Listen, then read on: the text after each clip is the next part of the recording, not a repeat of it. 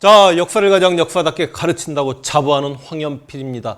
1592년 6월에 그러니까 임진왜란 발발하고 2달 만에 평양성을 권희 씨에게 빼앗겼습니다. 그리고 이 평양성을 다시 6개월여 만에 조선이 되찾습니다. 그러니까 이효성이 5만 기병 그리고 남방의 군대까지 5만 병력을 몰고 와서 조명연합군이 평양성을 탈환했죠. 근데 평양성을 탈환하고 난 다음에 명나라 군대가 1만여 명의 수급을 뺍니다. 여러분, 평양성을 점령하고 있었던 권희 씨 병력이 1만 명이 좀 넘었다라고 치고 패잔병이 이래저래 탈출해서 한양까지 돌아간 병력이 5, 6천 병력이었다라고 치면 전투 중에 6, 7천 정도의 일본군이 사망했을 수도 있는 겁니다. 그런데 수급을 1만 명의 수급을 배웠다. 어떤 내용이 기록에 남아 있냐면 그 1만여 명의 수급은 거의 대부분 조선인이었다. 그러니까 무슨 말이냐면 여러분 2차 평양성 전투에 여동 부총병 조승훈이 여동 기병과 함께 평양성을 공격했는데 당시 평양성에서 애기살 편전 화살이 날라왔기 때문에 조승훈이 당시 조선인들이 일본군과 한편이다라고 약간 조선을 의심의 눈초리로 쳐다볼 수 있었던 부분을 제가 여러 번 말씀드렸습니다. 그만큼 평양성에서는 순외인들이 있었던 거죠. 그러니까 일본에게 항복해서 그렇다고 이 순외인들을 일제강점기 35년 동안 반민족 행위를 했던 친일파들과 등치시키고 싶은 생각은 없습니다. 왜냐하면 전쟁 통일가 얼마나 힘들었겠습니다만 어찌되었든지 간에 이들이 권희 씨 편, 일본군의 편을 들고 있었는데 권희 씨가 평양성을 탈출할 때 자신들을 따랐던 조선인과 함께 탈출했다는 기록이 안 나오잖아요. 일본군만 데리고 도망을 친 거야. 그러니까 명나라 군대가 평양성을 점령하면서 그대로 순회인들은 평양성에서 명나라 군대에게 항복을 할 수밖에 없었는데 당시 명나라 이여성이 이 조선인들, 순회인들을 전부 다 목을 베어버린 겁니다. 이 이야기가 명나라 조정까지 알려져서 명나라 조정에서 야, 네가 1만여 명의 수급을 베었다라고 하는데 그중에 상당수가 조선인이다라는 소문을 들었다. 어떻게 된 거냐 해명해봐라. 그래서 명나라 조정으로부터 이효성이 약간 정치적으로 코너에 몰렸을 때 당시 조선 조정이 이효성 제독을 변호해 줍니다.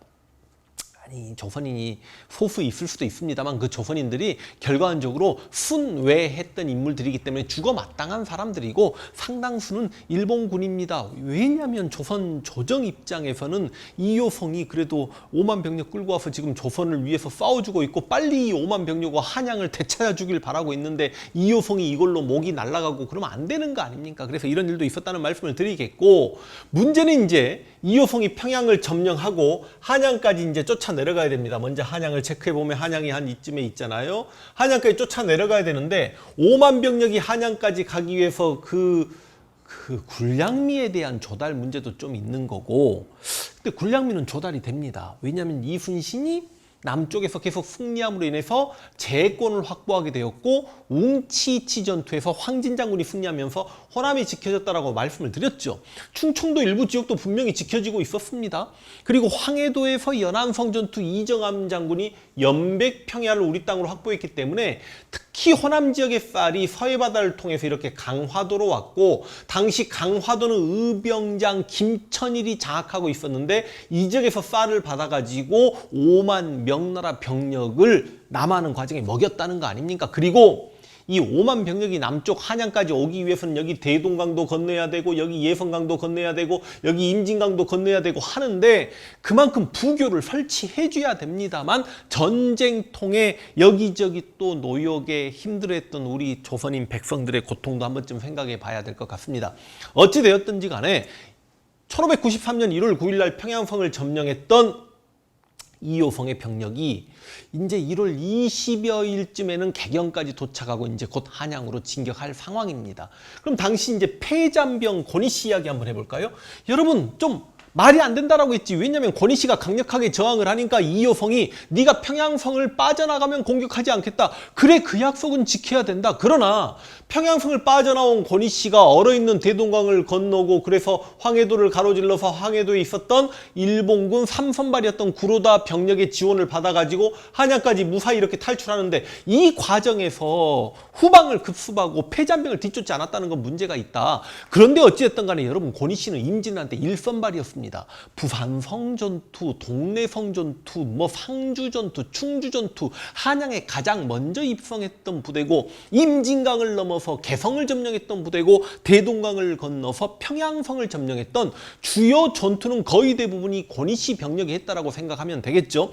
18,700의 병력으로 임진왜란 때 참전했던 이 병력이 평양성을 점령하고는 당연히 병력 손실이 있었겠죠. 그래, 평양성 점령했을 때 한 13,000, 14,000, 15,000 이 정도도 예상하기도 하고 평양성에서 계속해서 조선군과 조수훈의 공격을 받기도 하고 겨울에 추위 때문에 좀 죽은 자들도 있었을 것이고 또 병들어서 후방에 나고한 병력도 있었을 테니까 한 12,000병력 정도가 될 텐데 이 권희 씨가 한양으로 살아 들어갈 때 5,000, 6,000병력만 살아 들어갔단 말이죠. 5, 6천 병력 중에 상당수가 다리를 절었고 많이 다쳤을 거 아닙니까? 그래서 앞으로 임진왜란 때 이제 권희 씨 병력이 큰 전투에서 위력을 발휘하기는 좀 힘든 상황이 돼버렸습니다. 일선발 권희 씨가 완전히 이렇게 패잔병이 돼가지고 한양으로 들어오니 일본군의 사기는 엄청나게 저하될 수밖에 없죠. 그럴 수밖에 없는 게, 아니 이순신 때문에 바다로 들어오는 보급품을 받을 수가 없어요. 쉽게 이야기해서 뭐 군량미도 그렇고 무기도 그렇지만 여러분, 서해 바다로 막 생선이나 이런 거 들어와야 되지 않겠습니까? 일본군들 생선 얼마나 좋아합니까? 이게 들어오지 않고 소금이 들어와야 될 거 아닙니까? 소금이 들어와야 밥에 소금이라도 뿌려서 먹을 텐데 그냥 된장에 밥 발라 먹고 있는 이런 상황이었다고, 일본군들 입장에서는. 그런데다가 지금 겨울에 추위도 무서운 상태에서 명나라 대병력이 참전했다라고 하니까 당시 한양 총사령관 우키타 히데이의 토요토미 히데요시 양자, 어린 놈 21살 정도 됐던 이 친구 입장에서는 한양을 버리고 남쪽으로 후퇴할 생각을 합니다.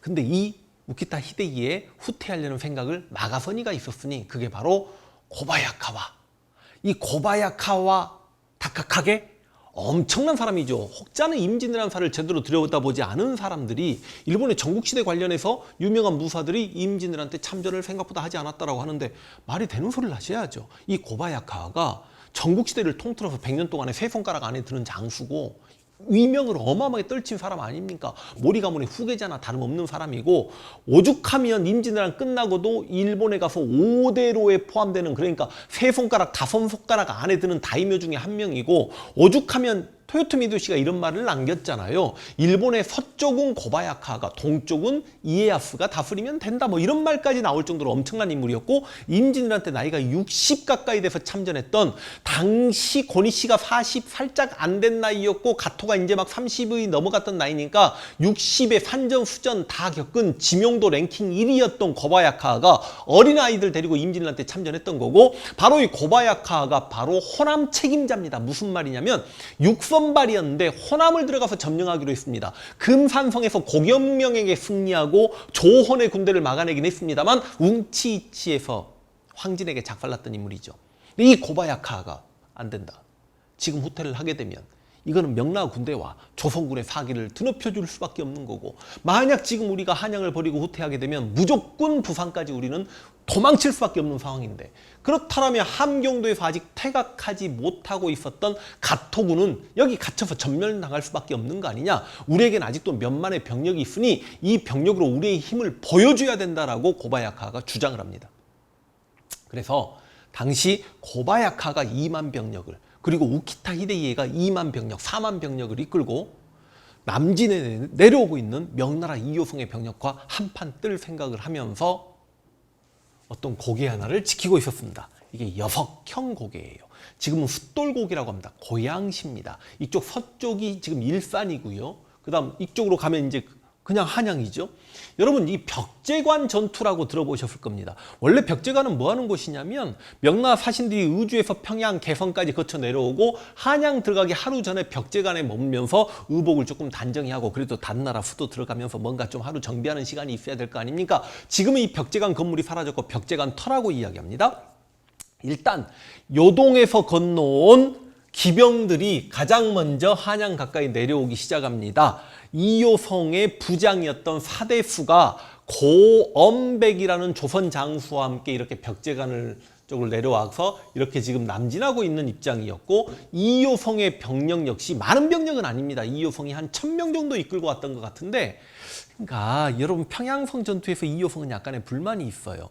당시 5만여 명의 명나라 군대는 북방군이었던 요동 기병이 있었고 남방군이었던 절강성의 군대 절강군이 있었습니다. 그런데 평양성 전투에서는 낙상지 장군이 이끈 절강성의 군대들이 평양성 성벽을 기어 올라서 평양성을 점령한 측면이 강했기 때문에 어찌 보면 평양성 점령의 공을 남방군에게 빼앗긴 거죠. 그래서 한양 점령할 때는 북방의 요동 기병들이 공을 세웠으면 좋겠다는 게 이효성의 당연한 생각이었고, 특히 이효성이 대병력과 함께 지금 선발대로 내려온 게 아니라 자기 부하 사대수에게 1000여 명의 병력을 보내고 있었고, 조선군도 일부 데리고 고원백 장군이 함께 지금 사대수와 함께 내려오고 있는데, 이효성이 1000여 명의 병력과 함께 다시 한번 이렇게 내려오는데, 여러분 왜 1000여 명의 병력일까? 바로 이 1000여 명의 병력은 이효성의 가병일 거라고 추정을 합니다. 그러니까 당시 명나라의 총사령관들은 자기 집안의 군대가 또 따로 있었던 거예요.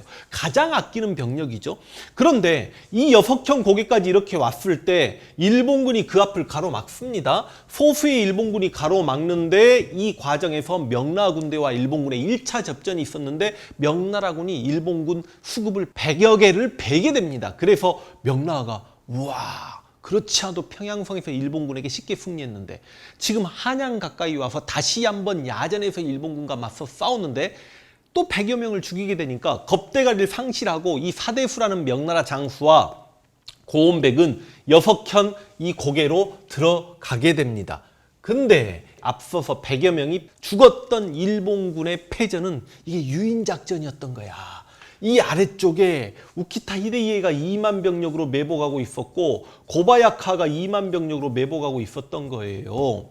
그래서 이 많은 병력이 있는 줄 모르고 사대수와 고원백이 들어갔다가 이 여석현이라는 고갯길인데, 당시 기병이 많았다라고 했죠. 당시 비가 와가지고 또 고갯길이 좁아요. 또 땅이 진흙투성이었어. 그러니까 말이 기동력을 발휘하기도 힘든데 여기서 갇혀가지고 작살나고 있었습니다.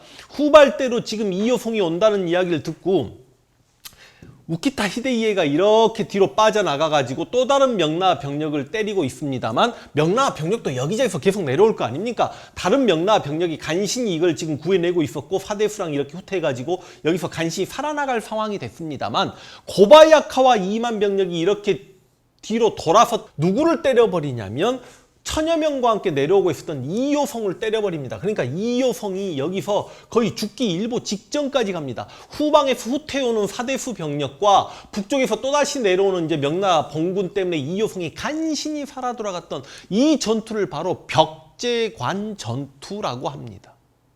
이 벽제관 전투 기록을 보면 명나라의 실록, 그러니까 당시 명나라 황제가 만력제 신종이니까 그 신종 실록을 보면 명나라가 승리했다라고 이야기하고 있고, 일본의 역사서 태압기에 보면 명나라 10만 병력을 격파했다라고 굉장히 또 과장해서 부풀리고 있습니다. 실제로 일본군이 이 임진왜란의 3대 대첩 중에 가장 먼저 손꼽는 전투가 바로 이 벽제관 전투입니다.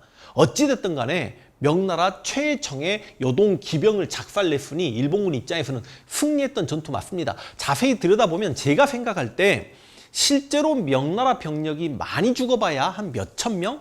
한 2, 3천 명, 3, 4천 명 죽지 않았을까라고 예상. 많이 죽어봐야. 그리고 일본군도 손실은 몇백 명 정도는 있었겠죠. 그렇지만 일본군의 승리로 끝났던 전투가 바로 벽제관 전투가 되겠습니다. 사료 한번 볼게요.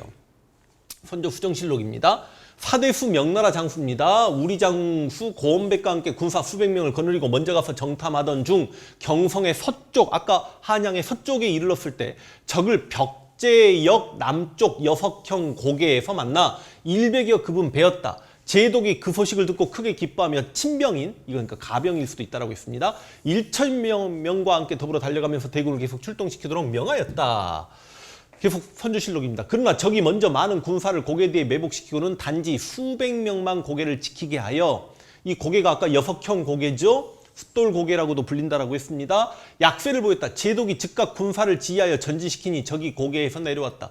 그런데 군사들이 채 교전하기도 전에 적병이 갑자기 뒤에서 일어나 산 위에 진을 쳤는데 거의 1만여 명이 되었다. 명나라 군사는 단검의 기마병뿐이었다. 그러니까 절강성의 보병과 함께 와서 또 그 절강성의 보병들은 포까지 잘 쏘거든 그 병력은 없이 기병만 몰고 내려왔다가 이효성이 죽기 일보 직전까지 가버린 전투가 바로 벽제간 전투라는 거죠. 명나라 군사는 단검의 기마병뿐이었고 화기가 없었으며 길이 험하고 진흙이 쌓였으므로 여석형 고개가 그렇다라고 했습니다.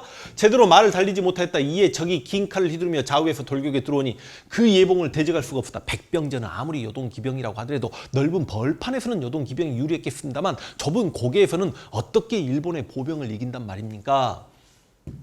그래서 이제 간신히 살아 돌아갑니다. 그래서 제독의 희하였던 이유숙 민 용사 80여 명이 죽음을 당했대요. 이건 뭐 80명만 죽었겠습니까? 제독이 사대수에게 호의를 맡게 하고 길을 뚫고 빠져나갔다. 그 뒤 대군이 잇따라 이르니 적이 바라보고는 도로 달아났다. 제독이 저녁에 파주로 돌아와서 이유승의 사위인 왕심대, 이제 죽은 이유승의 사위인 왕심대를 불러서 등을 어루만지며 통곡하고 말하기를 좋은 남아였는데 나를 위해 죽었다. 그러니까 그만큼 이효성의 가병이 상당수 많이 죽었다라고 생각하면 됩니다. 그리고 이 패배에서 쫄아버린 이효성은 다시 개성으로 갑니다. 개성에서 짱 박히고 안 나옵니다. 그러니까 유성룡이 아니 한번 전투에서 질 수도 있는 거지 왜 이렇게 쫄았습니까? 라고 이야기함에도 불구하고 이효성은 안 나옵니다. 이제 그 이야기를 여러분 징비록에 굉장히 좋은 문장이 있어서 한번 좀 차분하게 읽어보고자 합니다. 제독 이효성은 일어서서 장막 밖으로 나가려고 하므로 여러 장수들이 좌우에 늘어섰다. 나는 힘써 가나기를 이 문장 이기고 지는 일은 병가지 상사다라는 내용이죠. 마땅히 형세를 보아서 다시 나아가야지 어찌 가볍게 움직이라 하십니까? 라고 하니 이효성이 말하기를 우리 군사는 어제 적을 많이 죽였으니 불리한 일은 없지만 벽제간에서 대패해놓고 이딴 식으로 말을 하고 있습니다. 다만 이곳은 비가 온 지 진창이 되어 군사를 주둔시키기 불편하므로 동파로 돌아가 군사를 쉬게 하였다가 진격하려고 한다. 그러니까 이제 이 나는 유성룡입니다. 나와 여러 사람들이 힘껏 반대하니 제독은 자기가 이미 본국에 상주한 글의 촉을 내어 보이는데 그 가운데 서울에 있는 적병의 군사만 20여만 명이 된다. 무슨 일본군이 20여만 명이에요. 적병은 많고 우리 군사는 저거 대적할 수 없으며 하는 구절이 있었고 또한 말미에는 신의 병이 대단히 심하오니 그러니까 이 벽제간에서 한번 패하고 난 다음에 이효성이 완전히 일본군에게 공포를 느낍니다. 그래서 내가 병이 걸려가지고 나 명나라로 돌아갈게 그딴 이야기를 하고 있어요. 다른 사람으로 임무를 대신하게 해주셔서 하는 말이 있었다. 내가 유성룡입니다. 적병이 매우 적은데 어떻게 20만 명이나 있겠습니까? 아니 실제로 벽제간에서 출현했던 일본군은 한 4만 병력 정도가 되거든요. 하니 제독이 말하기를 내가 어찌 알 수 있겠는가 곧 너희 나라 사람이 한 말이다라고 하였는데 그것은 핑계의 말이었다. 징비록입니다. 징비록 계속됩니다. 명나라 여러 장수들 중에서 장제작이 제독에게 가장 강력하게 군사를 퇴각하자고 권했는데 우리가 굳이 반대하고 물러가지 않는다고 하여 순변사 이제 조선인 이빈을 발길로 차면서 물러가라고 꾸짖었는데 그 말소리와 낯빛이 모두 사나웠다. 그러니까 약소국으로 강대국 명나라의 군대를 빌려서 이 임진왜란의 위기를 극복하려다 보니 이런 치욕을 이제 당하는 겁니다. 자, 그런데 남쪽에서는 아니 평양성을 점령하고 명나라 대군이 한양 공격을 위해 내려온다라고 하니까 전라도 관찰사가 됐던 권율이 대병력과 함께 수원 독산성에서 머물고 있다가 바로 한양 옆에 행주성까지 명나라 군대와 호응하기 위해 3천 병력을 몰고 올라와 있었는데 일본군 4만 병력에 의해서 명나라 여동 기병이 작살나고 퇴각해버리니 완전히 이거는 권율은 지금 행주성에 고립되어 있는 상태인 거죠. 다음 시간에 왜 권율이 굉장히 유능한 장수였는지 임진왜란 권율이 어떻게 움직였고 행주성에서 어떻게 대처를 잘했는지 그러나 행주성 전투 이후에 권율의 아쉬운 부분은 무엇인지 다음 시간에 그 이야기를 한번 해볼 수 있도록 하겠습니다.